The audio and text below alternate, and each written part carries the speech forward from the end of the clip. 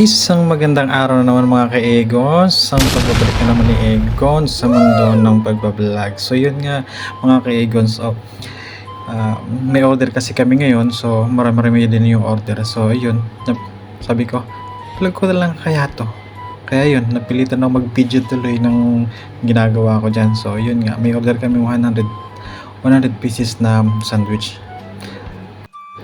Sobrang hirap nga lang talaga ng posisyon ko dyan kasi ako lang talaga mag-isa. Kaya yung gawain ko talagang ako na lang mag-isa. So yun, tinulungan na nga ako nitong isa. Sabi ko sige tulungan mo na ako. At hinayaan ko na lang siya kung anong ginagawa niya at hindi ko na rin naman nakita kung ano yung pinagagawa niya. Dito ko na lang nakita sa video na kinamay niya na pala. Visit. Kinamay niya na pala yung mga paglagay ng manok dyan sa sandwich. So yun. Pagkatapos nga niyan, may narot ko na. Pagkatapos ko nga palang ibalot yung mga sandwich, pinasuyo ko na siya dun sa kasama ko. Sabi ko, ikaw naman kakayong mag-init yan sa grill kasi para matapos tayo. Kaya lang, sa hindi ko inaasahan na ginagawa niya, talagang nag-visit ako kasi kung ano yung pagmamadali ko, siya yung bagal ng pinagagawa niya. Oh Ako my talaga, God. masama pa yung pakiramdam ko dyan kasi sa totoo lang talaga may lagnat ako niyan. Ayaw ko nga talagang sanang pumasok kaso pumasok ako kasi sabi ko, konting araw na lang naman yung papasok ko dito hanggang sa ulit-ulit na ako dito sa voiceover ito kasi natatawa talaga ako dito hanggang yung pinalitan ko na nga siya dyan. Sabi ko ako nakako nyan, tapos yun pinagpatuloy ko na nga lang yung paggagawa kasi marami pa talaga kaming gagawin dito kasi yung oras talaga namin is late na kami kasi kailangan may deliver na to kasi darating din yung parcel na magde-deliver nito. At yun nga, patuloy lang sa paggawa ng sandwich si Egon. So yun, wala naman magagawa. Talagang kailangan mong gawin yan.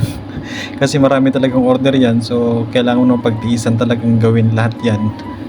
Actually hindi naman pala mag-isa. Tatlo kami dyan. Halos kasi tatlo na lang kami natira dito sa restaurant. Tatlong staff na lang kami. Kasi yung iba umalis na sila. Kasi yung management kasi namin dito hindi maganda yung pagkapalakad nila. Kaya ganun. Kaya sabi ko nga sa kanila, talagang alis na rin ako dito. So nagtitiis na lang talaga ako dito. Kaya pasok pa rin ng pasok kahit na may sakit, pasok talaga ako kasi ayoko na magreklamo, ayoko na rin kasi alis nga ako dito sa company ko. Kaya yun. Buti na talaga sa awa ng Diyos, ito, sa araw-araw na pagpasok ko dito sa trabaho, kailangan talagang pagtiisan tong trabaho na to. Kasi sa totoo lang talaga, sa ilang buwan kong pinasok dito sa restaurant na to, laki ng sakripisyo, laki ng pagsubok na pinagdaanan namin itong mga magkakasama. Kasi yung isang dating boss namin, hindi maganda yung pinakita sa amin, hindi maganda yung pagkakakuha niya sa mga staff dito. Hindi rin maganda yung pagka-manage ng restaurant. Hanggang ngayon dinadanas ng isang katrabaho namin yung walang sahod. Yung sahod niya ng buo ng 6 months hindi binibigay. Pasalamat na lang ako kahit papaano buwan-buwan nakakakuha ako ng pera sa kanya nun kasi hindi niya talaga maibigay ng buo ng sahod ko. Kaya talagang sobra yung sakripisyo namin nun. Yung kahit na hindi ka na talaga, wala kang budget sa araw-araw, wala kang budget ng kumain. Kasi ang pagkain lang talaga namin nun, at least yung dito kami kumukuha sa restaurant. Kumakain kami ng kabab, yung karne. Ang hirap naman kainin kasi araw-araw kung grilled ka lang ng grilled talaga. Masama rin sa katawan kapag lagi na lang yung baka, yung meat tawag dito, kahit ano, yun na lang, basta grilled. Pag grilled kasi iba talaga sa katawan, mas maganda pa rin yung mayroon kang sariling luto na gulay, ganyan, isda. Ay nako, napahaba na yung kwento ni Egon, nakalimutan na yung bino-voice over niya. Pero mga ka-Egots, actually talaga yung sahod ko hindi ko pa nakukuha sa dati naming boss kasi talagang hindi pa niya na ibibigay yung sahod namin ng January, kaya nasa kanya pa.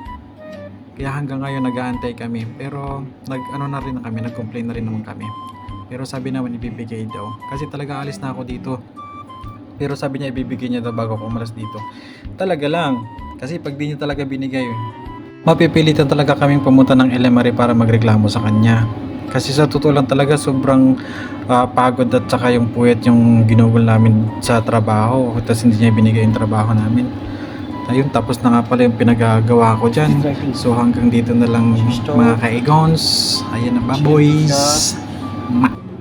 Chicken kebab, meat tikka, meat kebab. and the meat rice, and this one the sambusa, and this one the meat yogurt. Okay.